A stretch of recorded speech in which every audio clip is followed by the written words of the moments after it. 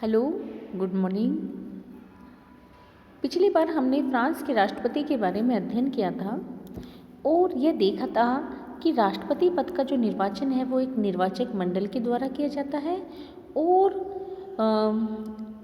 बाद में इस पद्धति में परिवर्तन करके यह किया गया कि जो राष्ट्रपति है उसका निर्वाचन वयस्क मताधिकार के आधार पर किया जाना चाहिए। साथ ही यहाँ पर सेकंड बैलेट सिस्टम को भी अपनाया गया और द्वितीय मतपत्र योजना के तहत इसका निर्वाचन किया जाता है, विशेषकर तब जबकि किसी भी उम्मीदवार को एक निश्चित मत प्राप्त नहीं होता है।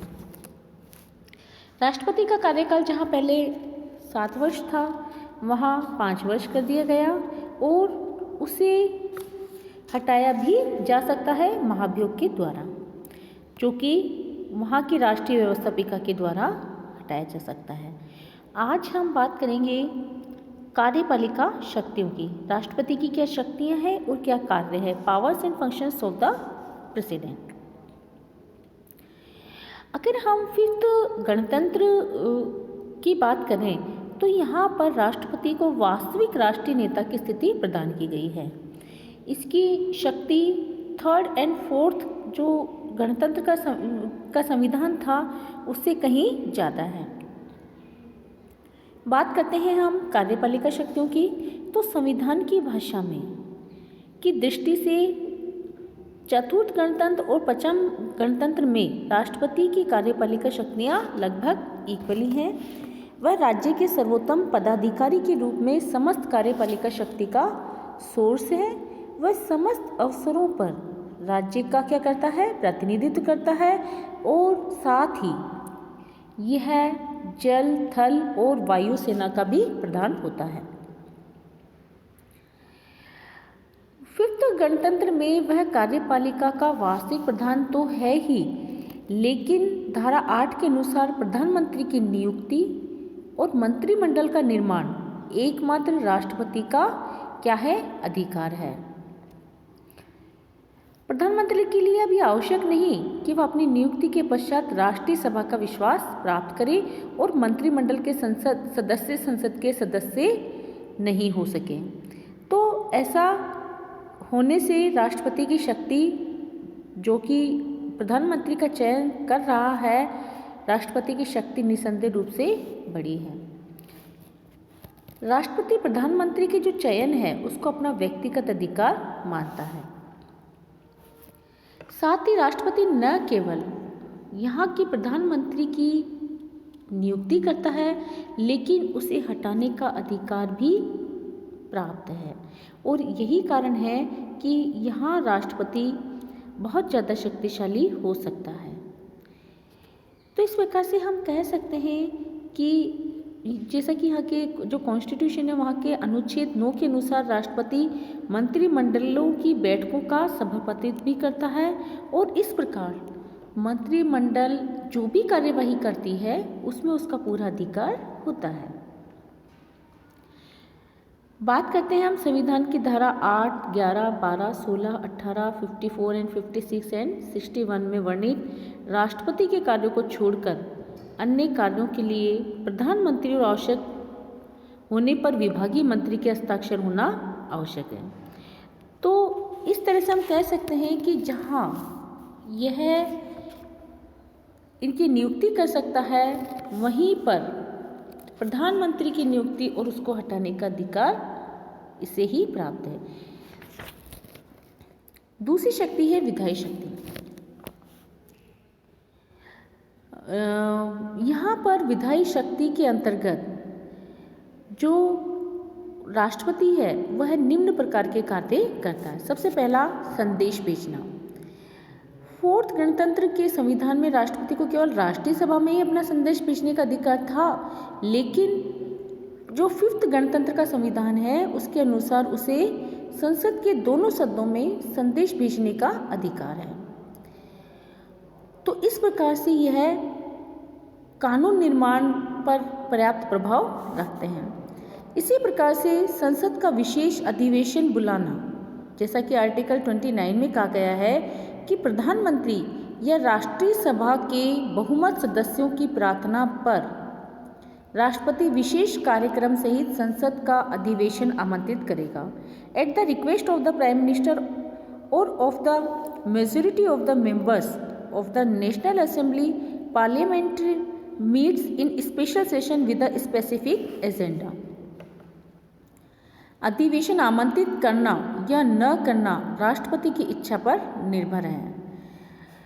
इसी प्रकार से विधायी शक्ति के अंतर्गत ही विधेयक को पुनर्विचार के लिए लौटाना भी राष्ट्रपति का विशेष अधिकार है। जैसे कि आर्टिकल 10 की जो संविधान का जो आर्टिकल 10 है उसमें कहा गया है कि संसद से पारित होने पर विधेयक राष्ट्रपति के पास भेजा जाएगा और राष्ट्रपति 15 दिन के भीतर उसे कानून घोषित करेगा। इस अवधि में वह विधेयक को संसद में पुनर्विचार के लिए लौटा सकता है, जिस पर संसद को अनिवार्यतः है, कंपलसरी उस पर विचार करना ही पड़ेगा। इसी प्रकार से विधेयक को सीधे जनमत संग्रह के लिए भेजना भी राष्ट्रपति की विधायी शक्तियों के अंतर्गत आता है। इसके अंतर्गत संविधान की 11वीं धारा के अनुसार राष्ट्रपति कुछ विशेष विषयों से संबंधित विधेयकों को मंत्रिमंडल या संसद के दोनों सदनों के संयुक्त प्रस्ताव पर जनमत संग्रह के लिए भेज सकती है। इसी प्रकार से राष्ट्रीय सभा को भंग करने का अधिकार भी विधायी शक्ति की अंतर्गत राष्ट्रपति को प्राप्त है। यहाँ पर आर्टिकल 12 के अनुसार गणतंत्र का राष्ट्रपति प्रधानमंत्री तथा संसद के दोनों सदनों के सभापतियों से परामर्श के उपरांत नेशनल असेंबली को भंग कर सकता है। The president of the republic may after consultation with the prime minister and the presidents of the assemblies declare the dissolution of the national assembly. और संविधान की भाषा से स्पष्ट है कि राष्ट्रपति के लिए प्रधानमंत्री तथा दोनों सदनों के बीच सभापतियों से केवल परामर्श लेना ही आवश्यक है, न कि परमिशन या अनुमति। हालांकि इस राष्ट्रपति की शक्ति पर 2 प्रतिबंध हैं। पहला, राष्ट्रीय सभा के निर्वाचन के बाद 1 वर्ष तक वह राष्ट्रपति उसे भंग नहीं कर सकता, किसे? नेशनल असेंबली को। और सेकंड है कि यदि राष्ट्रपति अनुच्छेद 12 द्वारा प्रदत्त आपातकालीन शक्तियों के आधार पर कार्य कर रहा है तो राष्ट्रीय सभा को भंग नहीं किया जा सकता। एक बुद्धिमान राष्ट्रपति राष्ट्रीय सभा को भंग करने की शक्ति का विशेष परिस्थितियों में ही सोच विचार कर क्या करेगा? प्रयोग करेगा। अब तक यहाँ पर केवल अक्टूबर 8, 1962 को ही राष्ट्रीय सभा को भंग किया गया है, उसके बाद इसे भंग नहीं किया गया। बात करते हैं हम अपनी राष्ट्रपति की नेक्स्ट शक्ति जो है नियुक्ति संबंधी शक्ति। जैसा कि हम सब जानते हैं, जैसा हमने अभी इससे पहले पढ़ा है कि प्रधानमंत्री की नियुक्ति और हटाने का अधिकार तो है ही, इसके साथ साथ ही राष्ट्रपति मंत्रिपरिषद की बैठक में राज्य के काउंसिलरों, grand chancellor of the legion of honour, प्रीफेक्टो, समुद्र पार क्षेत्रों में सरकार के प्रतिनिधियों, राजदूतों, विश्वविद्यालयों के कुलपतियों आदि पदाधिकारियों की नियुक्ति करेगा।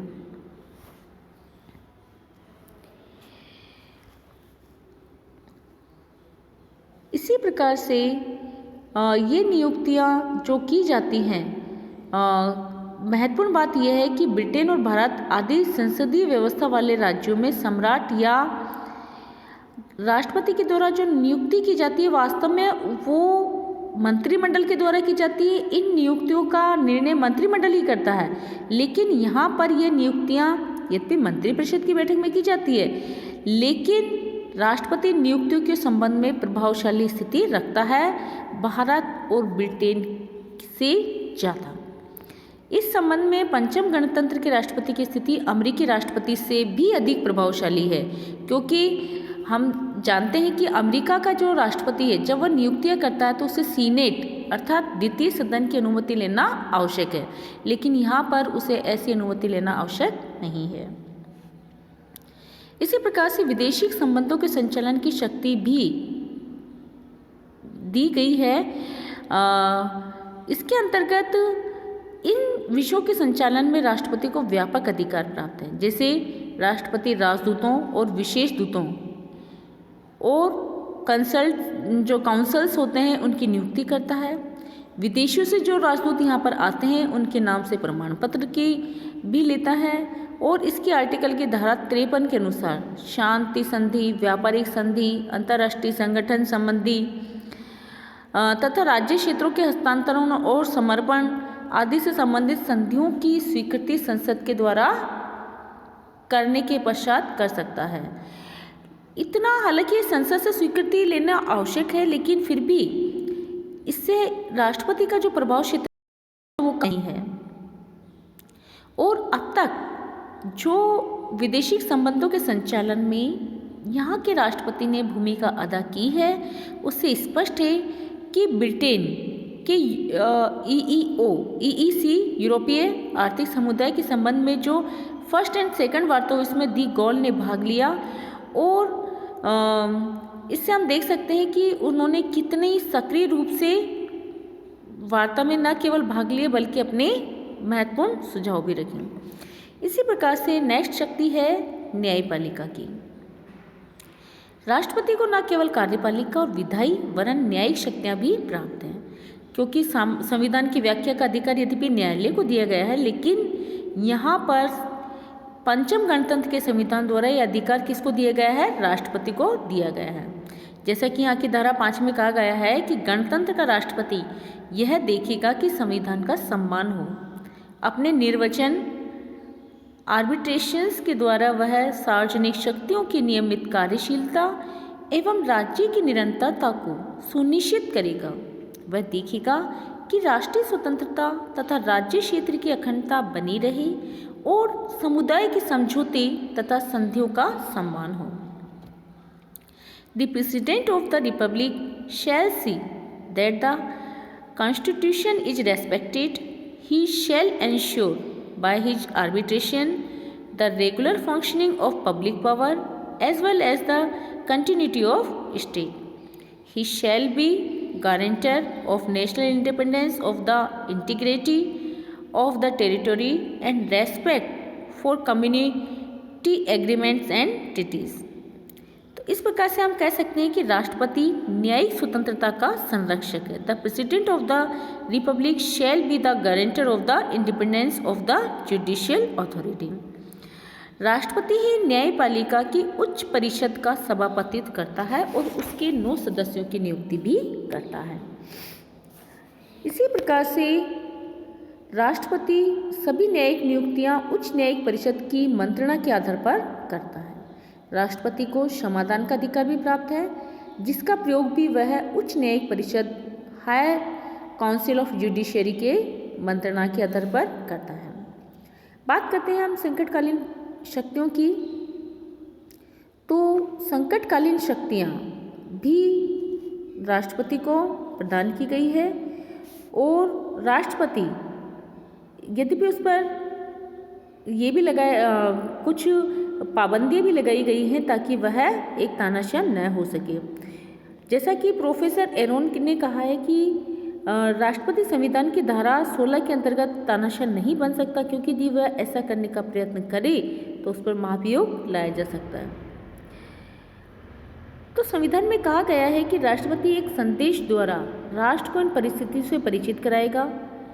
संकट काल की घोषणा के साथ ही संसद का अधिवेशन स्वतः ही समाप्त हो जाएगा और संकट काल में राष्ट्रीय सभा भंग नहीं हो पाएगी और न संसद की बैठक स्थगित हो पाएगी।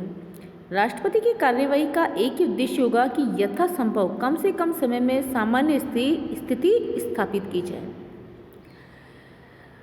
तो इस प्रकार से हम कह सकते हैं कि यदि गणतंत्र की संस्थाओं को गंभीर और तात्कालिक संकट उत्पन्न हो जाए या राष्ट्र की स्वतंत्रता, क्षेत्र की अखंडता या अंतर्राष्ट्रीय दायित्वों की क्रियान्विति खतरे में पड़ जाए और यदि संविधान द्वारा नियुक्त सार्वजनिक अधिकारियों के कार्य संचालन में बाधा पहुंचती हो तो राष्ट्रपति इन परिस्थितियों के समाधान हेतु आवश्यक कार्यवाही करेगा। तो इस प्रकार से हम कह सकते हैं कि राष्ट्रपति को बहुत ही महत्वपूर्ण शक्तियाँ प्राप्त हैं, लेकिन वास्तव में इसकी जो एक्चुअल कंडीशन है या फिर अपनी जो इसकी जो पोजीशन है, एक्चुअल पोजीशन क्या है प्रेसिडेंट की, उसके बारे में भी हम बात करेंगे कि जो राष्ट्रपति है उसकी पद की स्थिति बिल्कुल अलग है, क्योंकि इस संविधान के द्वारा राष्ट्रपति को व्यापक शक्तियाँ तो दी गई है। जैसा कि संविधान की धारा 8 के अनुसार प्रधानमंत्री की नियुक्ति का एकमात्र अधिकार राष्ट्रपति को ही है और मंत्रिमंडल के निर्माण में भी उसकी भूमिका अधिक महत्वपूर्ण है।